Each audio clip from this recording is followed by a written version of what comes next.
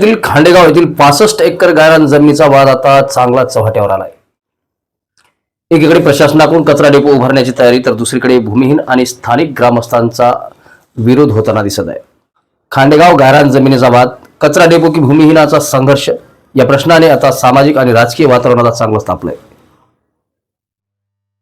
गावकऱ्यांचा थेट आरोप आहे की वर्षानुवर्ष उपजीविकेचा आधार असलेल्या गायरान जमिनीवर अन्याय केला जात आहे का, तर प्रशासनाचा दावा आहे की विकास कामासाठी ही जागा आवश्यक आहे। नेमकं सत्य काय पाहणार आहोत ग्राफिक्सच्या माध्यमातून।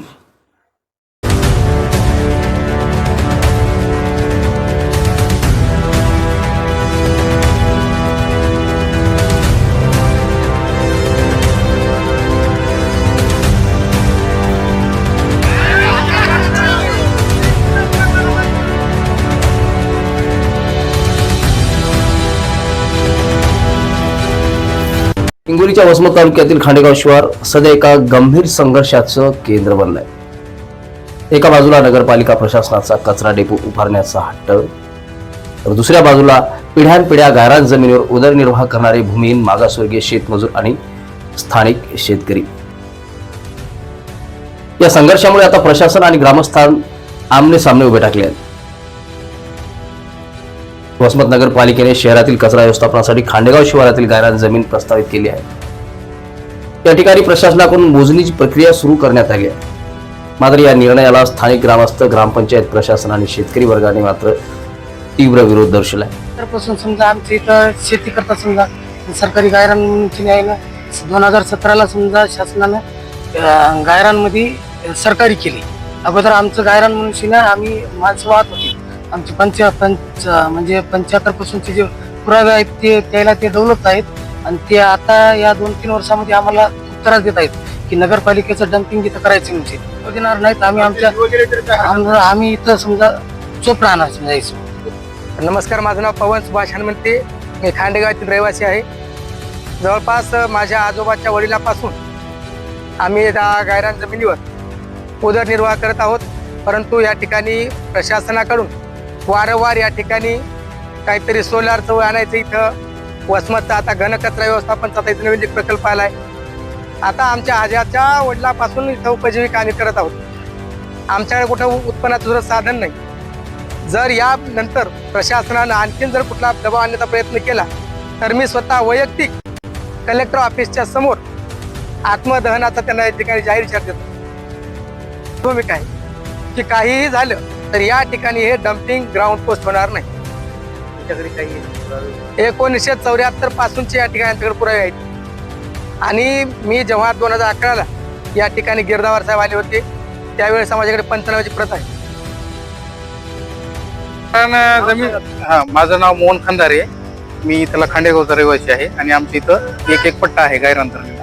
आमच्या आजोबाच्या नावानं नोटीस पण आहे। पण या शासनाचं कसं होतंय माहितीये का, हे शेजाऱ्याला नोटीस देतात आणि आम्हाला नोटीस न देता, पूर्वसूचना न करता आमच्याकडे 75% पुरावे आहेत, तरी पण हे आम्हाला असे डावलले जाते। आता मी या इथं साहेबांना म्हणलं की साहेब आम्हाला काहीतरी पुरावा द्या, आम्ही कोर्टात जाऊ शकतो त्याच्या आधारे। ते बोलायला तयार नाहीत आम्हाला तशा पद्धतीचे। काय माझं नाव तुकाराम वसंतराव थोरात आहे। त्याला डम्पिंग ग्राउंडला सर जागा तिकडे खूप आहे, पण इथंच काय येतात, हे काय कारण आहे त्यानं आम्हाला सांगावं। आणि हे आतापर्यंत समजा आमचे आजोबा सगळे जमीन वाहत आले आणि उदरनिर्वाह आमचा सगळ्या जमिनीवरचा आहे। आम्ही भूमी नाहीत, आम्हाला कोणाला शेती नाही, काही नाही, आणि इतका अन्याय का आमच्या त्यानं कुठे डम्पिंग ग्राउंड घ्यावं, इथं येऊ नये। जर इथं आले बी तर आम्ही समजा आत्मदहन करू शकतो, इथं आमची एवढी तयारी आहे।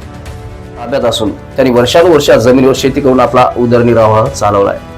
शासनाच्या निर्णयानुसार 1981 पूर्वी ताब्यात असलेल्या गायरान जमिनी नियमित करण्याची तरतूद असताना आता त्याच जमिनीवर कचरा डेपो उभारण्याचा प्रयत्न का केला जातोय, असा सवाल आता भूमिहीन, शेतमजूर उपस्थित करू लागले आहेत।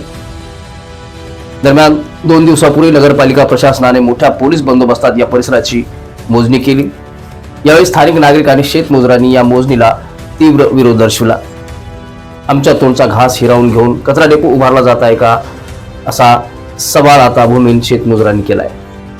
या संपूर्ण प्रकरणामागे काही राजकीय हितसंबंध कार्यरत आहेत का, असा सवालही आता या सत्ताधारी विरोधकाकडून व स्थानिक ग्रामस्थाकडून केला जात आहे। या जमिनीवर आमच्या गावातील शेतकऱ्याचा जवळपास 78-76 पासून कब्जा आहे. कब्जा असल्यामुळे सतत ते दरवर्षी त्या जमिनीवर दरवर्षी वाहून त्या जमिनीवर स्वतःची उपजीविका पोट भरण्याचं काम करतात. आणि या जमिनीमध्ये ते स्वतःच वापरतात का, कोणाला देत नाहीत, काय नाहीत. आणि शासनाने बी योग्य ते निर्णय घेऊन असं येऊन अतिक्रमण करून दमदाटी करण्याऐवजी गावात येऊन शेतकऱ्याशी संवाद साधावा, चर्चा करून मार्ग काढावा. आणि जमिनी 78-75 पासून वाहत आहेत. शेतकरी जवळपास 59 शेतकरी ज्यावेळेस संभाजीनगरला कोर्टात सुद्धा खूप वेळेस गेलेले आहेत.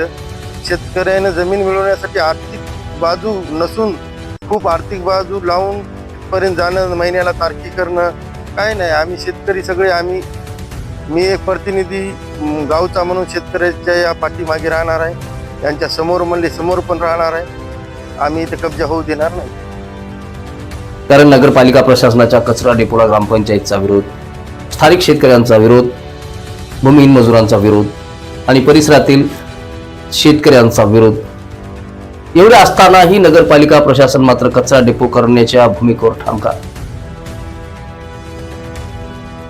यापूर्वी राज्यातील अनेक भागामध्ये डम्पिंग ग्राउंडमुळे दुर्गंधी, प्रदूषण, भूजल दूषित होणे आणि गंभीर आरोग्य समस्या निर्माण झाल्याच्या तक्रारी समोर आल्या आहेत.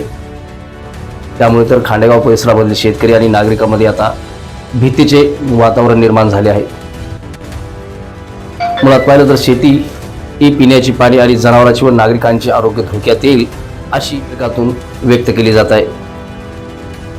त्यामुळे आता सर्वात मोठा प्रश्न उपस्थित होतो की खरोखरच वसमत शहराच्या कचरा व्यवस्थापनासाठी खांडेगाव शहरातील भूमिहीनांच्या न्याय हक्काची गायरान जमीन हिसकावून घेतली जात आहे का? ग्रामस्थांचा व ग्रामपंचायत प्रशासनाचा विरोध डावलून गायरान जमीनच का निवडली गेली? भूमिहीनांच्या ताब्यातील जमीन नियमित करण्याऐवजी ती हिसकावूनच घेण्यामागे नेमकं कोणाचं राजकारण शिजते का? आणि प्रशासन लोकशाही मार्गाने संवाद साधणार की पोलीस बळाचा वापर करणार?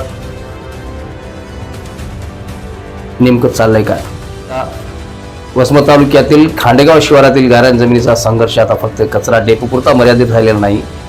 भूमिहीनांच्या अस्तित्वाचा, शेतकऱ्यांच्या हक्काचा आणि प्रश्न उपस्थित करणारा मोठा सामाजिक विषय बनला आहे. त्यामुळे तर आता पाहणं गरजेचं आहे की प्रशासन या प्रश्नावर तोडगा काढणार की संघर्ष आणखीन चिघळणार, याकडे आता संपूर्ण हिंगोली जिल्ह्याचं लक्ष लागलं आहे.